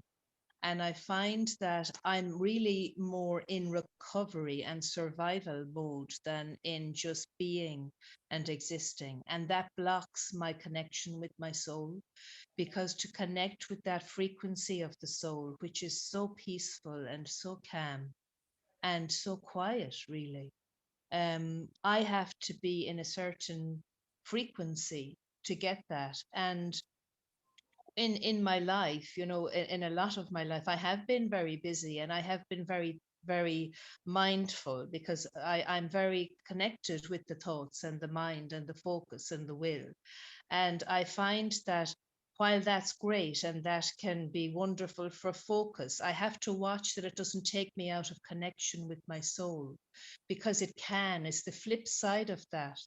And that focus where you can be so driven to do more and do more and learn more and be more and do this and do that. And, you know, it's always, what can I do next? And what can I do? And I even think the children now as well are being brought up like that. You know, it's there's so many after school things that they're doing, and there's something every day of the week. And I almost, you know, feel sorry for some of them sometimes, because it's not the childhood that I had. And I'm very lucky that I had a childhood where I had a lot of time to play with the wind and with the bees and with the birds, and I had an awful lot of time in nature, and I knew how to deal with boredom, and I knew how to be alone. And I find that that's where I have to go always to make the connection back. So I have to give myself time when I have overrun myself with focus and doing, I always have to allow myself time to reconnect. And to do that, I have to let myself wind back down. And I can't even sleep at night if I haven't given myself that. Like, I can't go out and be involved in some big party and have drinks and everything else and then just come home, flop into bed and fall asleep. I can't do it. If I had alcohol, probably alcohol would get me to do it for an hour, but I will wake up and I have to just kind of rewind all of the things and just get back into that place of quietness and calmness in myself. So it's just something for me that I have to watch, that which is wonderful, that I can be very thoughtful and I can be very focused and I can be very disciplined, but I also have to watch that it doesn't take me out of connection, because it can and it does and has. Right. That's awesome, Mary. I want to answer this with, or reply to this with Okay. 3 scenarios and tie 3 scenarios together. With Amy talking about her computer crashing and Cynthia talking about cooking. You know, it's like, at that moment, do you want to be in your body or do you not want to be in the body? Because when your computer crashes, you're like, oh, fuck, I have to fix this. If I'm not in my body to fix this situation, it will never fix itself.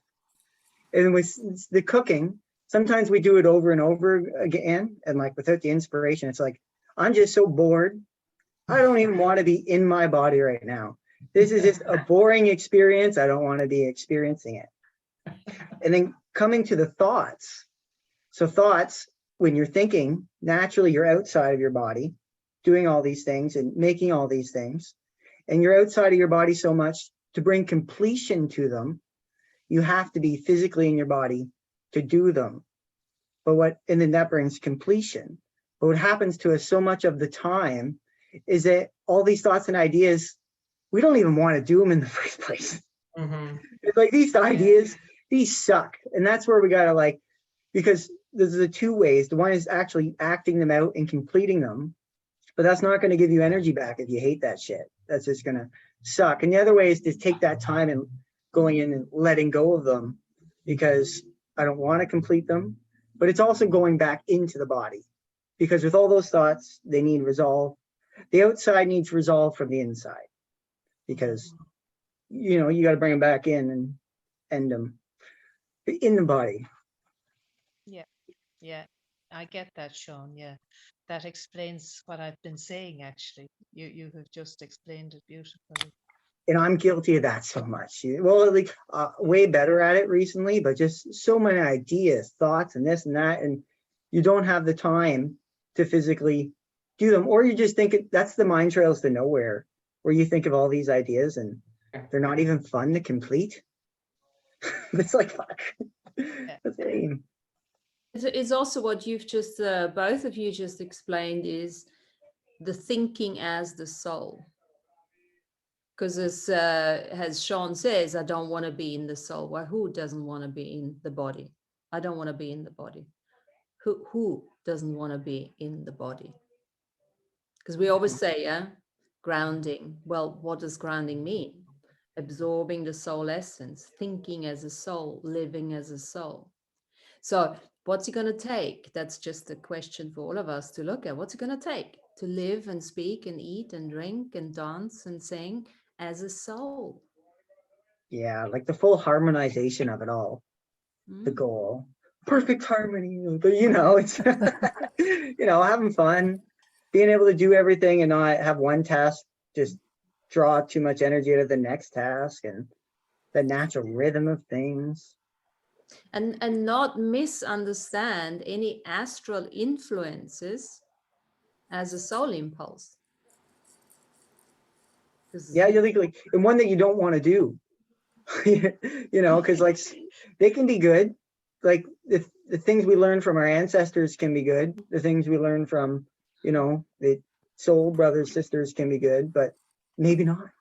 Maybe they fucking suck and we just don't want to do it. So intuitively just bypassing it and not creating it. Yeah. I think this, you know, there's a lot of value in what Martina was saying earlier about uncreating, all of the thoughts, right, in the mental zone before, at the end of the day. And it's just like clearing out the dream time space in the morning, right? I know that, I'm sure you've all heard the saying, you should never go to bed angry, right? It's this like resolving whatever's going on.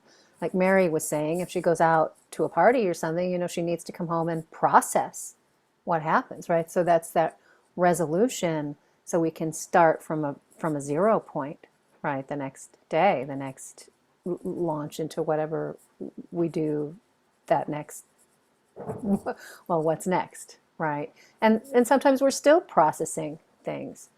I know that my practice with my healing clients is to always ground and separate the energy when I'm done with the session, because I wasn't doing that previously. And that adding that value means that person's energy is not in my space. I'm not thinking about it. I'm not worrying about it. I'm grounding and disconnecting it. Right. And so I think there's value in doing that for ourselves too. Yeah.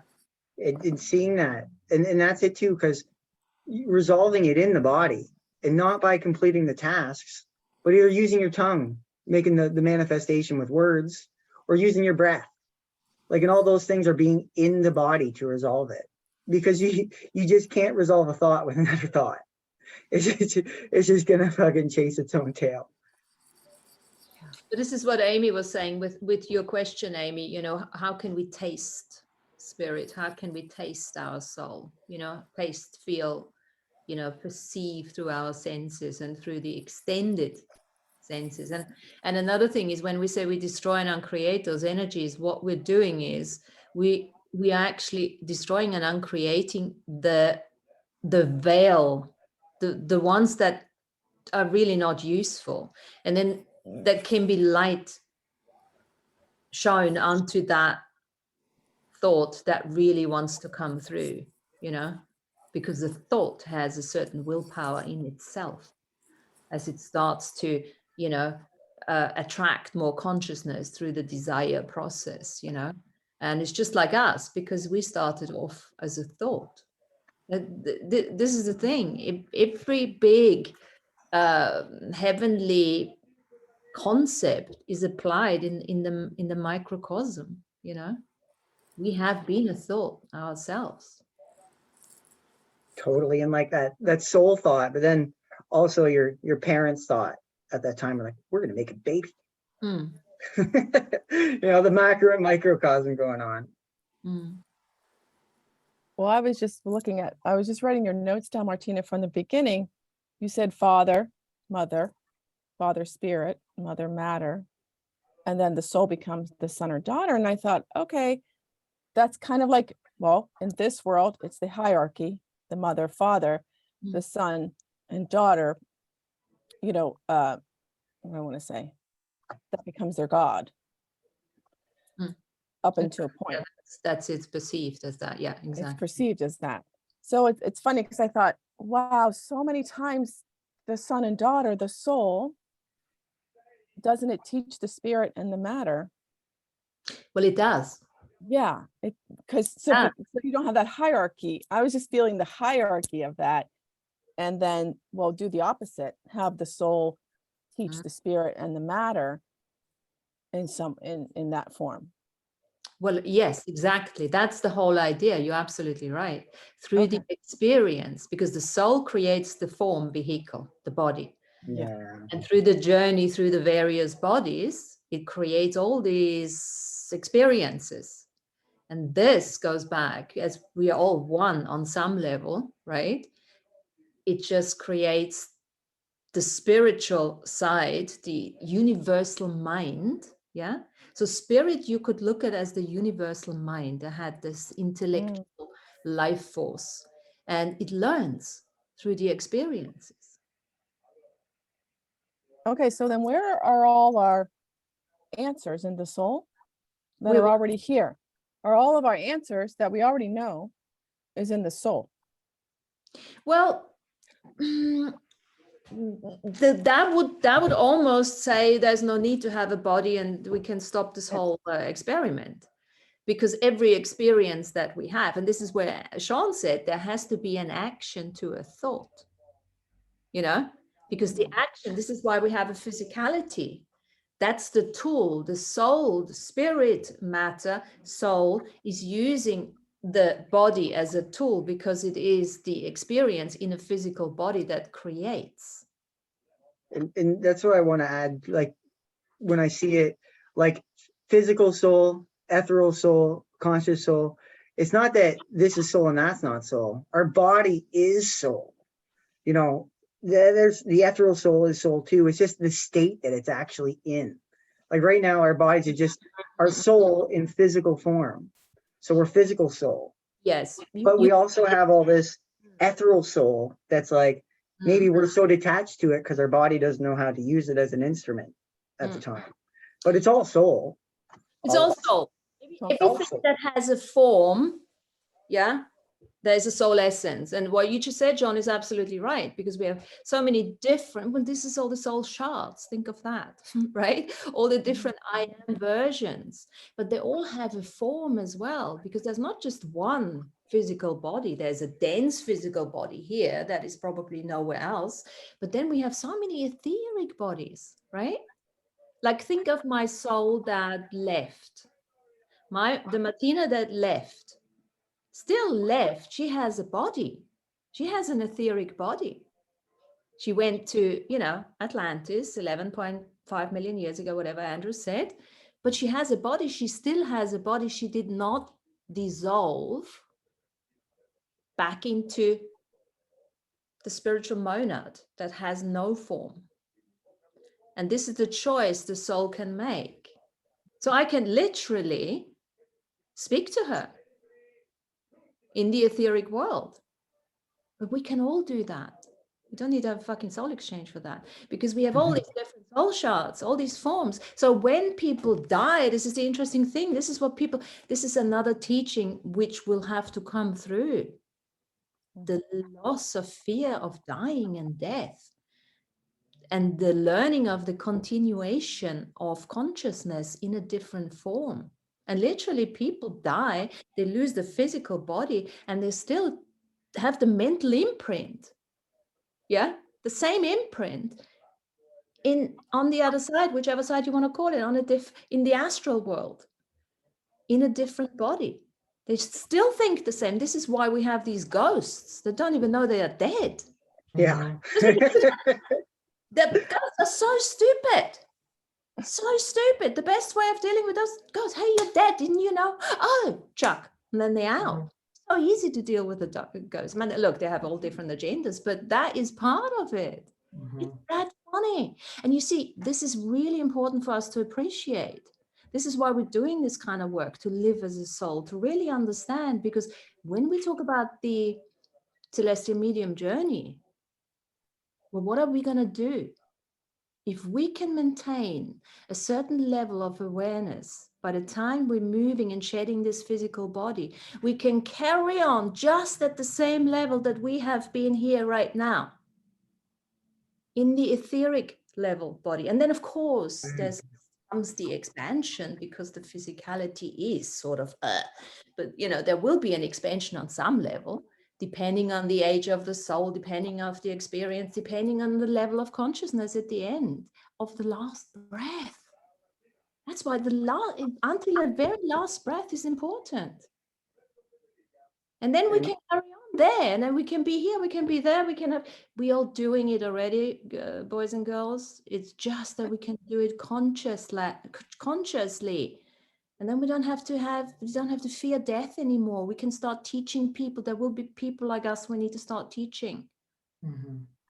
Look, when we come into this world, we are being taught how to live, how to speak, how to this, how to that. We got to teach the people how to die and maintain the level of consciousness so that they can just carry on from the other side and not be idiotic ghosts, not knowing what the fuck is going on. You know? That's the job. That's the service to humanity. And that's not far away as far as I'm concerned, as far as I've been reading and hearing and all that. Now that, just think about this.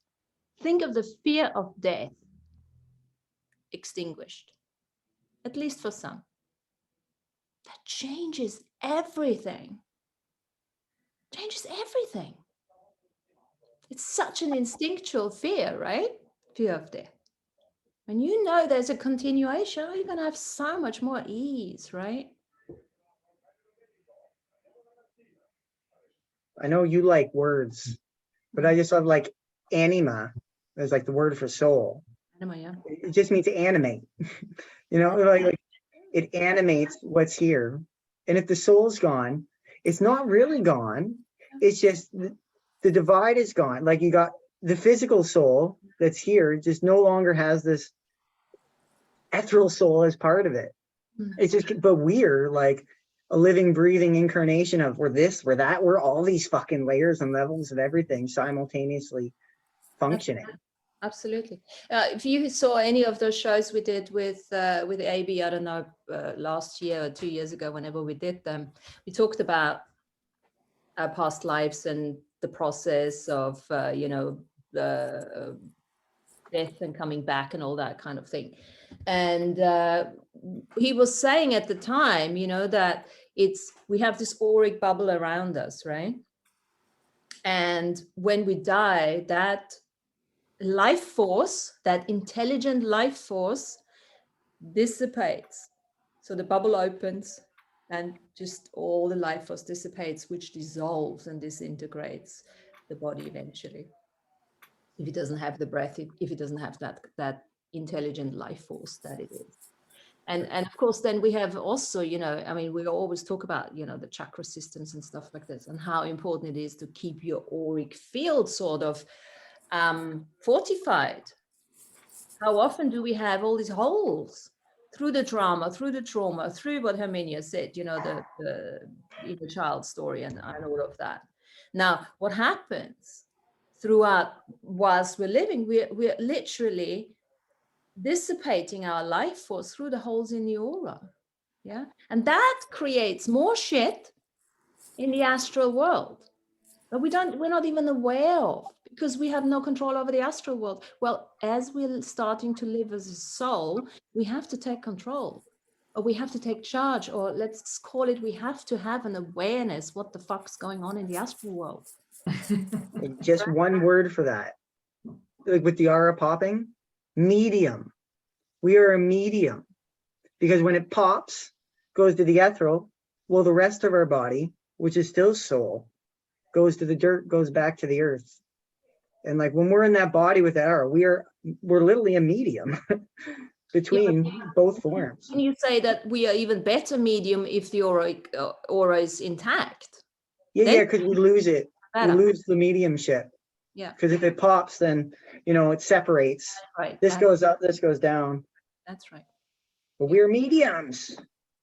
So yeah, that's interesting. That's been coming up for me a lot lately with the client work I've been doing, and having an awareness, right, of the body, right, and how I'm not taking energy in, but also then the fortification of the aura. But then it goes into the energy of the blueprint, right, the energetic structure of the light body and the layers in every different dimensional reality, which also needs fortification as we start working in these higher density realms, awareness and fortification, right? So it's not just, maybe baby steps, right? When you first start working on this journey, you're thinking about the aura, but then your awareness expands and expands and expands into that higher density space.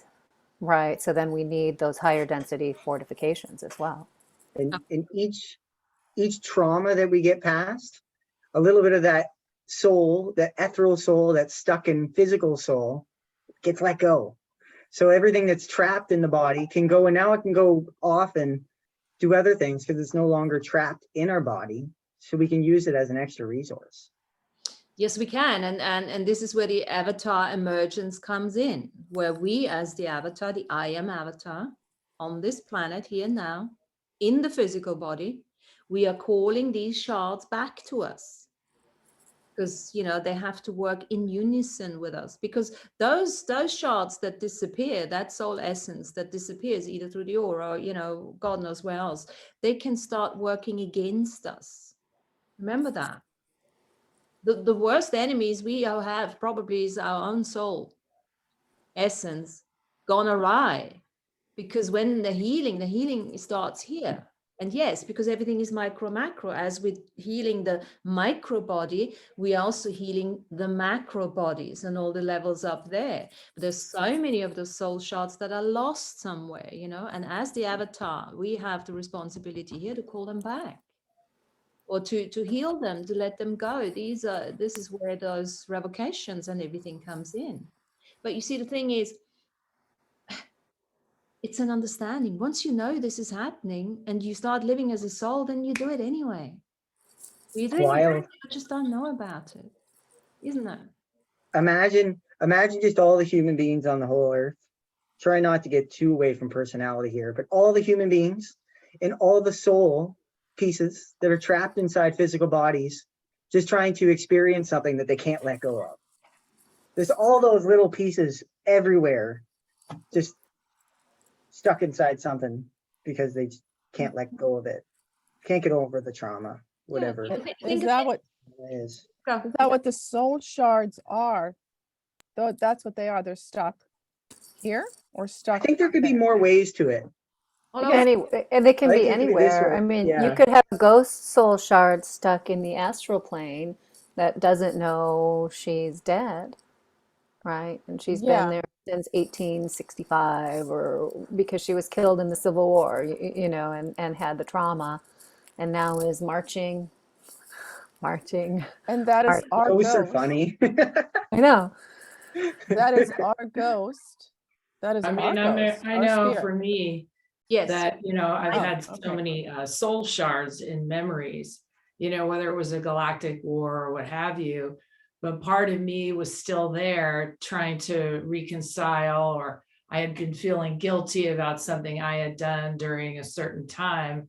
And so I guess the soul retrieval, in a sense of, oh, I'm going to get that shard. Okay, I'm going to forgive myself. Oh, that's part of me. And then reel it back in. That's always kind of how I see it. But then it goes just kind of right back into me, my whole soul unit. Yeah. I like this, guys. Okay, another question. Sorry, I have to Yeah, get I go have ahead. this all rolling through. Okay, so the soul, Martina, what were you saying? They can work against you if you call them back. You heal them. So let's say, for instance, you have a traumatic experience, yeah? So you create a light body of yourself that is stuck in that experience. Let's say 10 years ago, you had an accident or something. There's this light body that is you stuck in that experience that runs a loop. This is what we call the echoes of our trauma. Is still, through all the various dimensions, it's impacting you as a soul. It's impacting you in the physical. Can impact you in the etheric, in the astral, and all that kind of thing. And this is where, just like Cynthia says, the soul retrieval, you're bringing those etheric bodies of yourself back. You healing them, you let them go, you forgive them, you send them back to sender, that kind of thing. Mhm. Yes. But how do they work against you? Well, they keep you in the emotional body.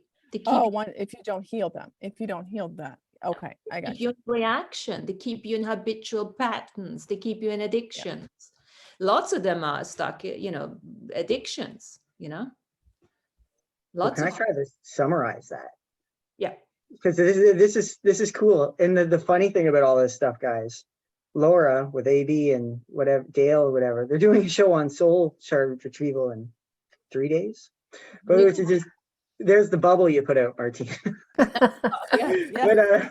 But so soul shards, they can be inner or outer, and it's essentially things that are caught in a loop and keep repeating and repeating and repeating and can't return to the source, or they can't go in their natural circuit or cycle because they can't find resolve because they keep repeating and repeating and repeating in themselves. And the experience over.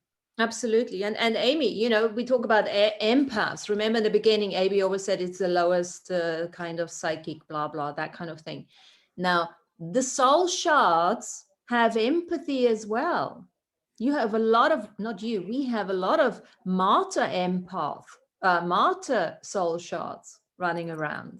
And they're hearing the echoes of those traumatic inner child still wanting, So that's energy that is distracted through pain that needs healing that you can't use for your creations.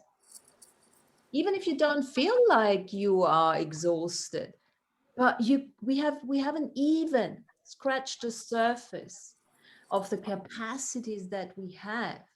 They cannot be awakened within ourselves unless we're doing that mastery journey, unless we're getting control over the emotional and astral body. Sean. Now I want to try to break this into 3. Okay. So we have inner soul shards within ourselves. That's basically traumas that we can't get over and we can't free our etherness from it. We just keep repeating those experiences over and over and over again. Then let's say outwards, we can have like ghosts. Ghosts don't realize we're dead and they're also part of our greater soulness. And they keep repeating over and over and over again. And then we could have other people who are also part of our soul connection. And they could actually still be alive, karmically, doing something over and over and over and over and over again. Mm-hmm. And that all these 3 situations could be working against ourselves. Like us against ourselves, a ghost against ourselves, or another actual like being out there that's still us, working against ourselves. Because since they're stuck in that rut, they can't realize that, we're kind of the same thing here. Absolutely. Now let's add a few more. Yeah.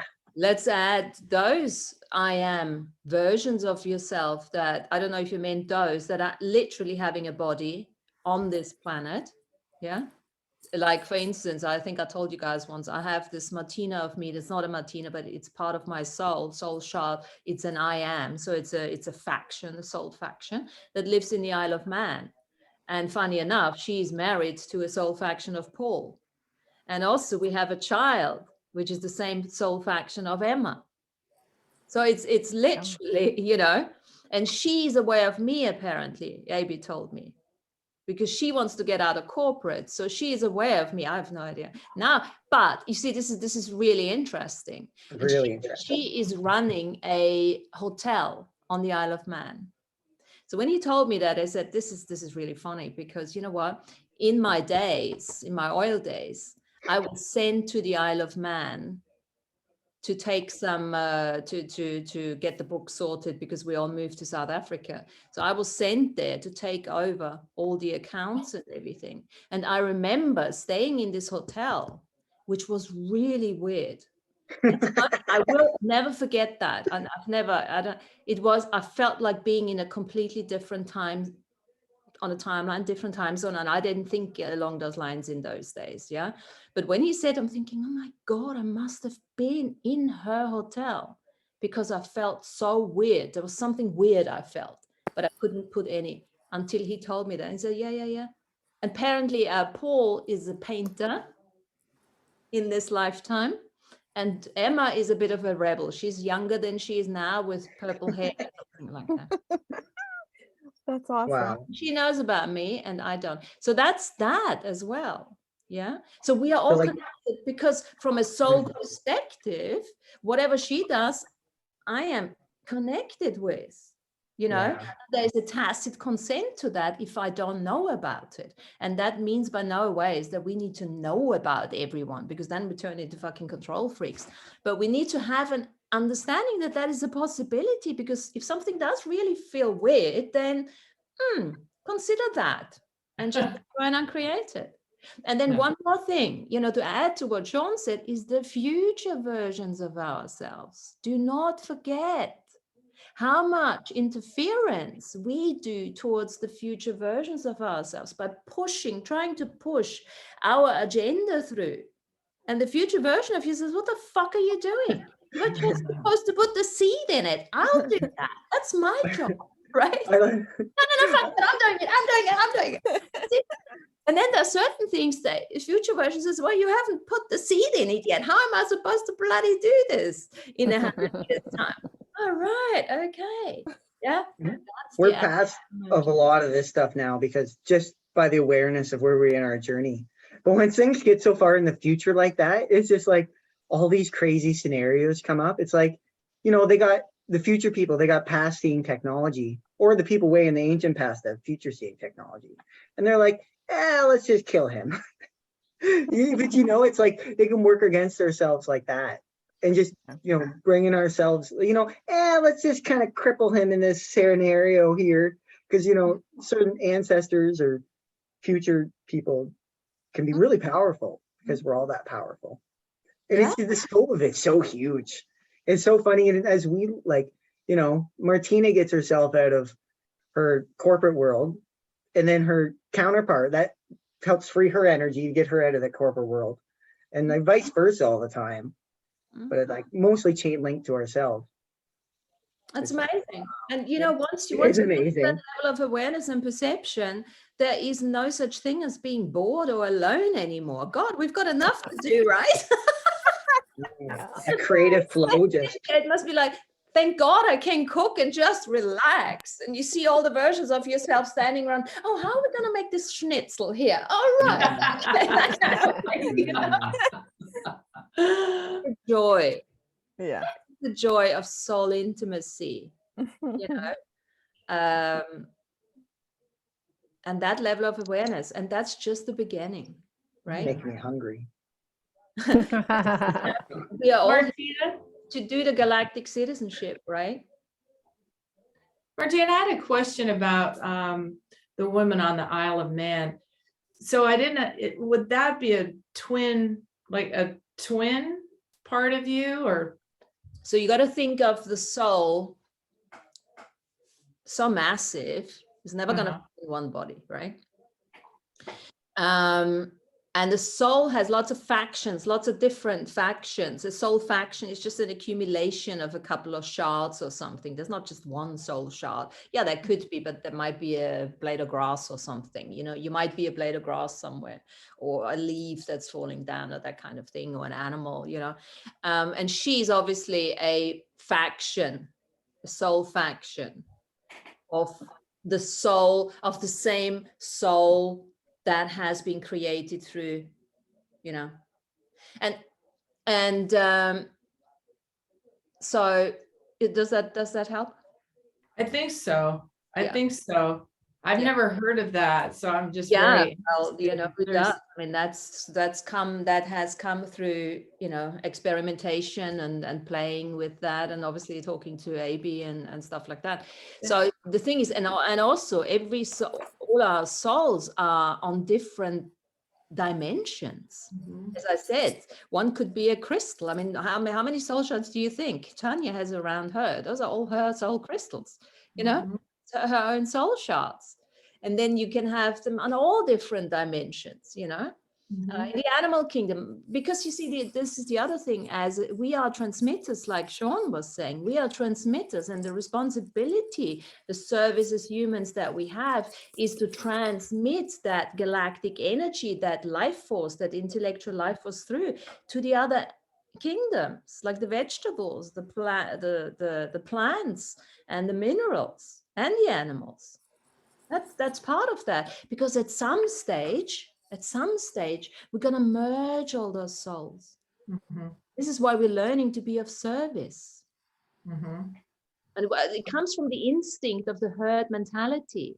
Initially, it was the fear of being alone. Well, yes, because that is leading us, desiring into group consciousness, into service to humanity.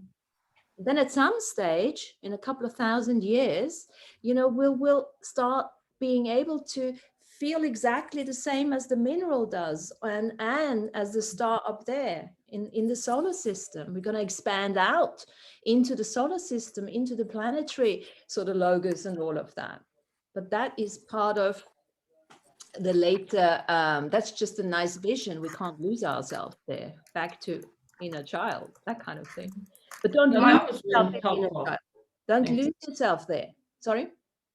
Oh, I'm sorry. Martina. That was just really helpful, but it's kind of fun for me because that helped me open myself up to kind of a fun new idea of the awareness of if something is resonant, that, the possibility of it, just being another part of me or an expression of me, or so I think that's, anyway, thank you for sharing that. You're welcome.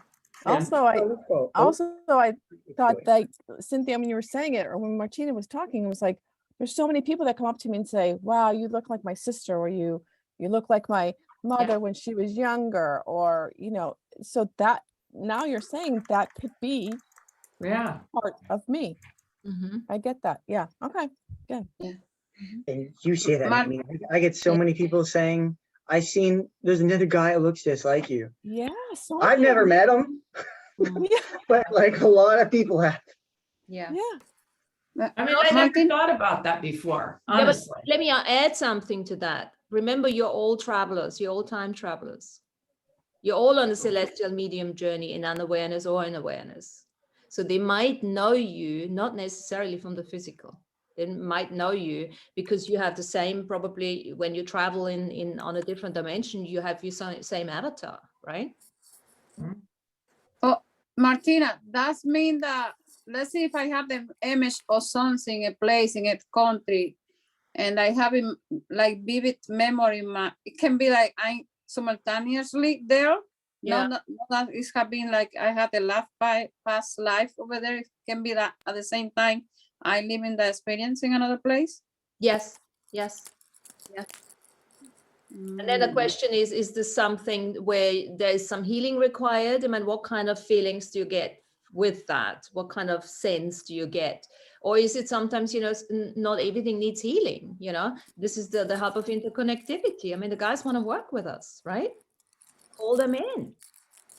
Healing, okay, heal, done, out. Or stay, by all means. Contribute. Let's contribute to each other.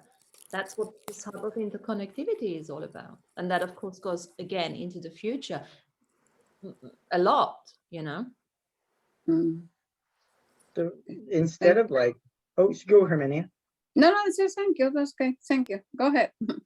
Oh, so I'm thinking like, instead of soul shards, like I'm seeing in my mind, instead like lines of conscious connectivity, just connecting because like, it's not like everything's shattered.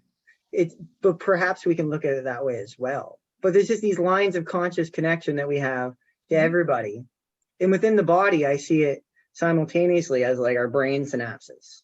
They're just like, as these lines of consciousness connect to other people and planet to planet. Same time, they're in our brain and they're going synapse to synapse, and they're just neuron to neuron interconnecting with these lines.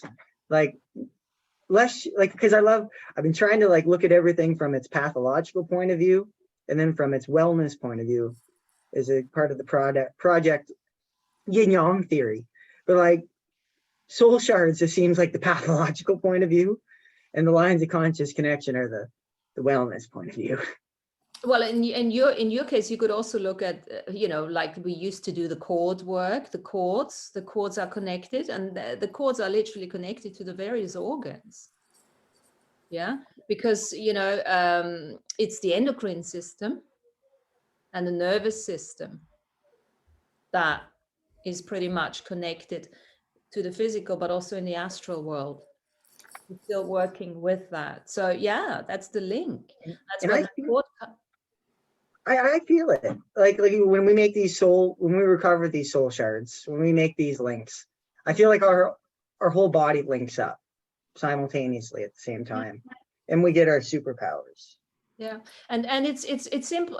What I usually do is I just line them up. I say, okay, let's line them up in front of me. Get in line, because most of them are like, I want to be first. I want to be first. No, get in line. And then you just do one of the clearings. Whoever, doesn't know that they're dead or whatever, the ghosts just go, and that cuts most of them out. And then you have a couple left, and then who needs healing, step forward, do your healing, blah, blah, blah, done, good. Couple are left. What do you want? Some of them, they want you to give a message to others. They might not even be your soul shots, because as soon as you start working with that, everyone just runs up to you, because what it's like, the flies when there's a light. So if you want to give the message, and you can, then do, and if not, just send them off, and some want to hang about. I mean, I had one that wasn't my own soul shot, but he was, because everyone is part of your soul family. It's like levels. There was a guy, a friend of ours, that died 13 years ago now in South Africa, and I met him there. And once he died, he was always with me. And I said, what are you doing? Why are you here? Do you need anything? Can I help you? Are you stuck? No, I just want to hang around. It was okay. So he hung around for years, and it was always a contribution. There was always stuff going on. Every time I did a headstand, he was there, because we used to do headstands together. And then one day he just disappeared. He left. I said, okay. So Right. I can call upon him anytime if I want to. And it's literally the thought of it. That's when he's here. It's that. Right now he is, right? Yeah. You called him in. Yeah. Well, that's cool. I think we've accomplished some things today. Wow, yeah. Oh, we've gone over time as well. Jesus. Yeah. Okay, well, that was fun.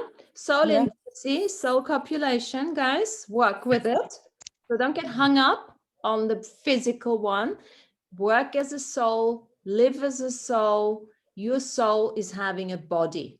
What is that like? And then see how that, how that opens up new layers of perception, because that's what this is all about. It's all about perception, perceiving more. And at some stage, we're going to go beyond the senses, because the technology that we have is not limited to the 5 senses, is not limited to the 37 senses. We can tap into the universal mind. You soul, I soul, we soul. We're all soul. We don't have to bother with that. So let's just keep clearing the emotional body, and let's get control of the astral body and see what's going on there. Yeah. Yeah. Love you Thanks, guys. everyone. Thanks very much. Yes. Guys. Wonderful. Oh, Thank you. I don't see you next week, because Tanya and Lana will run the show with a guest. Okay, so I'm gonna be looking at the recording. Bye-bye. Thanks, Thank you. everyone. Thank you. Bye. Bye. Have fun.